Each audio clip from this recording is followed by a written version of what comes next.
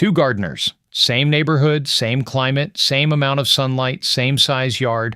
One harvests a few tomatoes, some herbs, maybe a handful of beans before the garden starts fading out by midsummer. The other produces over 100 pounds of food from the exact same square footage across the same season. And strangely, the second gardener often spends less time working in the garden than the first. That gap is not about luck, expensive equipment, or secret fertilizers. It comes down to 5 structural differences in how the garden is designed, not what is planted, how the entire system operates. Most gardening advice focuses on individual plants. Use this fertilizer, grow this variety, water this many times per week. But the gardens producing 10 times more food are not succeeding because of one better tomato plant. They are succeeding because every part of the system compounds the productivity of every other part. Space is layered differently, time is managed differently, soil is treated differently, and once you understand these 5 differences, you start seeing them everywhere. Every productive garden uses them in some form, whether the gardener realizes it or not. In this video, I'm going to break down the 5 structural reasons some gardens massively outperform others using the same amount of space, why each one multiplies output instead of just adding to it, and how to implement them in your own garden immediately. Stay to the end because the 5th difference is the one that creates the biggest long-term gap, and most gardeners never even think about it. Difference number 1 is vertical growing. Most gardens operate in only 2 dimensions, length and width. Everything spreads outward across the soil surface. A cucumber vine sprawls across 8 feet of bed. A tomato cage consumes 4 square feet. The gardener quickly runs out of room and assumes the space is fully used. High-output gardens add the 3rd dimension. Tomatoes are trained upward instead of outward. Cucumbers climb trellises instead of crawling across the soil. Pole beans grow vertically on strings instead of as bush varieties. Even melons can be grown vertically with slings supporting the fruit. This changes the math dramatically. A cucumber plant grown on the ground may occupy 8 square feet while producing the same amount of food as one trained vertically in a single square foot. That means 7 extra square feet suddenly become available for additional crops. And once vertical growing is combined with lower crops underneath, lettuce, basil, spinach, herbs, the same space begins producing from multiple layers at once. The season I fully committed to vertical growing, my yield per square foot increased by roughly 40% without adding a single extra bed. The trellises took 1 afternoon to build and lasted for years. The output increase was permanent. Difference number 2 is succession planting. Low-output gardens are planted once and harvested once. Everything goes in during spring and everything peaks at roughly the same time in midsummer. Then the bed gradually empties out and sits partially unused for the rest of the season. Productive gardens plant in waves. Early season crops like lettuce, radishes, peas, and spinach go in first because they tolerate cool weather and mature quickly. The moment those crops finish, warm season crops replace them immediately. Then as summer crops begin slowing down, fall crops go in before the season ends. The same soil produces multiple complete harvest cycles in one year instead of one. The multiplication effect is enormous. One bed producing one cycle equals 1 unit of output. That same bed producing 3 waves equals 3 units from the exact same space. Productive gardens never leave beds empty if something else could be growing there. I keep small trays of seedlings growing throughout the season so that as soon as one crop finishes, another goes in the same day. Empty soil is lost production time. Difference number 3 is crop selection based on output per square foot instead of emotion. Most gardeners choose crops entirely based on preference.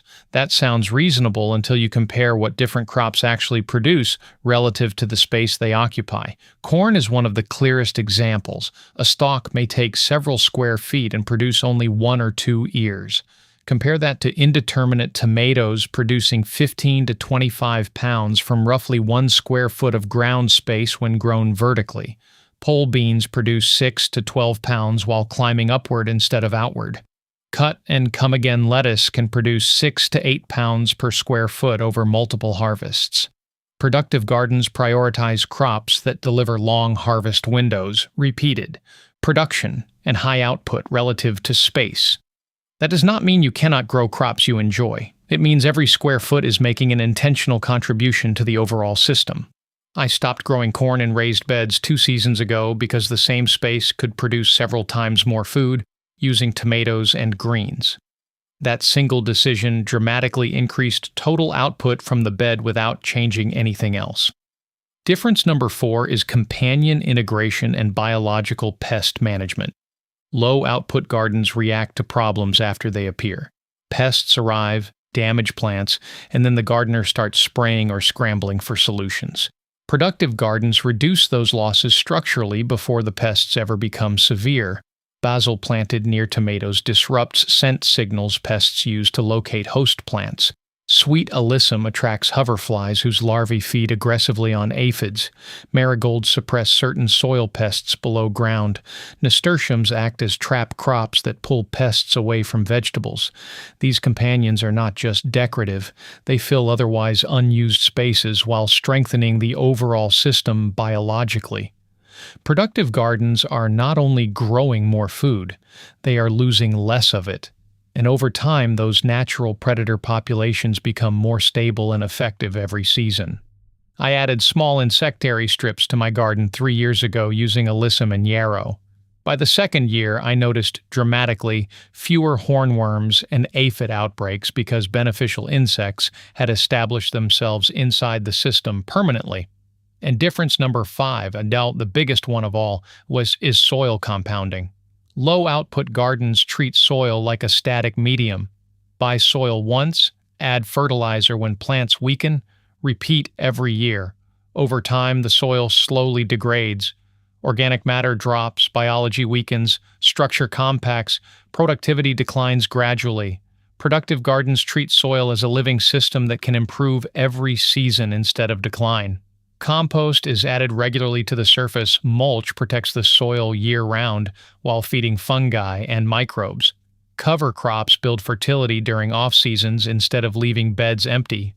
Crop rotation prevents certain nutrient imbalances while supporting healthier biology. Chop and drop mulching recycles plant material directly back into the bed instead of exporting nutrients out of the system. Individually, each practice seems small. Together, they compound. By year 2, the soil holds moisture longer. By year 3, plants establish faster and stay productive longer. By year 4 and 5, the soil itself begins supplying much of the fertility the garden needs naturally. I have been building soil this way for 3 seasons. My compost purchases have dropped to 0, my fertilizer spending is 0, and my yields have increased every year because the soil is doing the work that products used to do. That is the hidden difference behind extremely productive gardens. They are not resetting the system every spring. They are building on top of previous seasons continuously.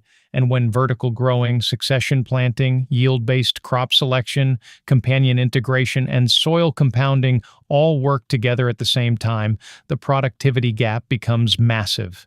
That is why one garden produces a few baskets of vegetables, while another produces enough food to meaningfully replace grocery store purchases from the exact same amount of space. If you want to see all 5 differences applied step by step in a single raised bed, watch the 4x8 layout video next.